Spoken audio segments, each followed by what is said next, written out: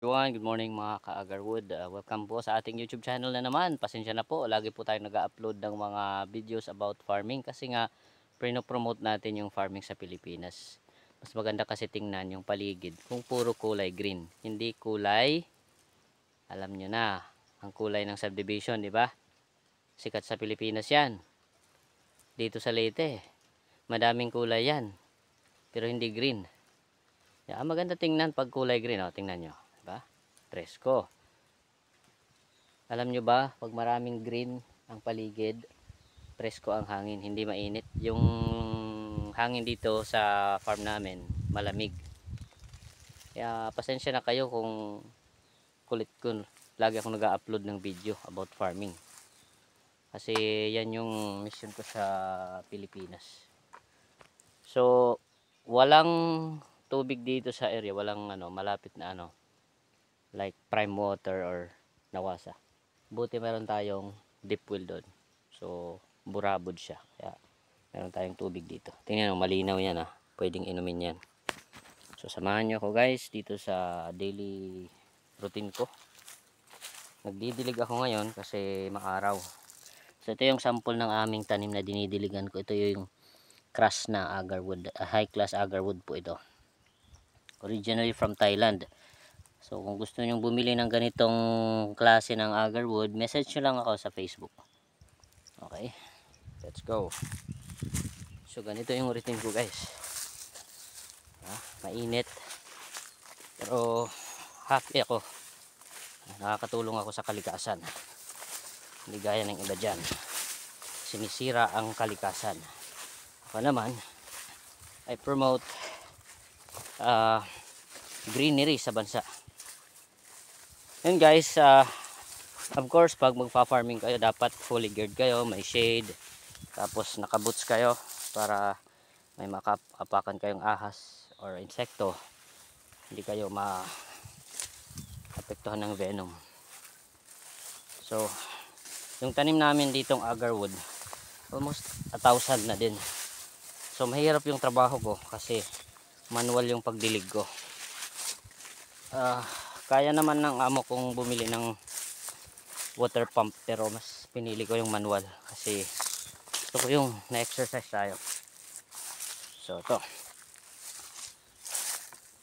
ganito guys, dapat pala hindi nililinis dito kasi nagpro-provide ng shade yung mga damo. Nilinisan kasi namin pero kaya nga magkakatulan na August 5 to 9 kaya didilig-diligan lang muna natin, diba? Ganyan lang. Please subscribe, like, share, comment if you love farming, lalo na agarwood farming. Agarwood farming is a booming industry sa Pilipinas. Mag-research na lang kayo kung ano yung agarwood kasi kakapagod mag-explain. Pero short term, ito yung pinakamahal na kahoy.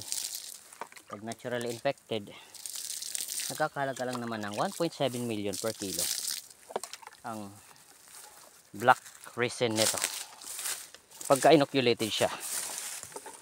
Pag mga artificially inoculated, nasa 300,000 per kilo, ganun, 250,000. Diba?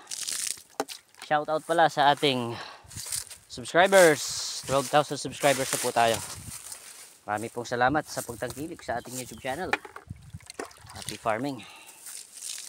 So itong farm namin is 1.6 hectares, no? Napakalawak. Fully fenced na din to. Pero aside sa agarwood, may iba kaming tanim dito. Mga lawaan, red lawaan, white lawaan, tsaka dwarf coconut. Yan. Para habang naghihintay kami sa agarwood, 3 to 5 years from now, mag-harvest na kami ng aming dwarf coconut. Diba? Yan. Napakadelikado ng trabahong ito. Kasi sa ganitong lugar naninirahan nyo king cobra, banakon, samar cobra. Kaya kailangan ng tibay ng dito. Tibay ng loob, diba? Baga nakaapak na sa ground ng isa naming paa.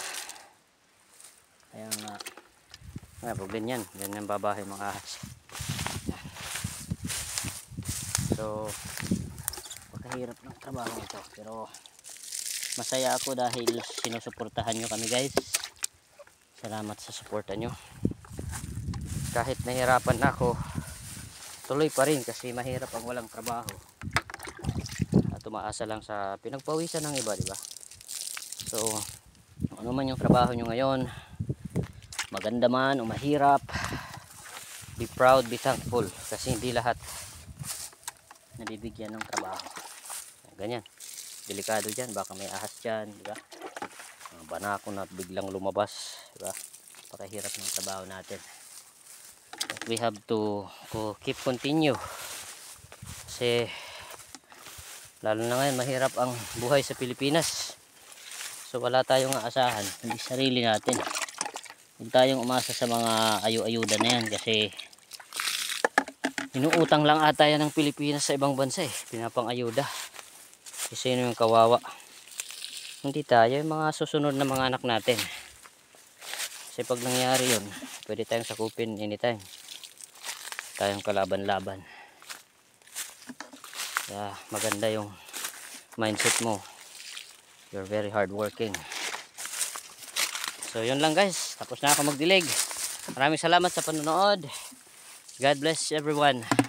Bye bye, thank you.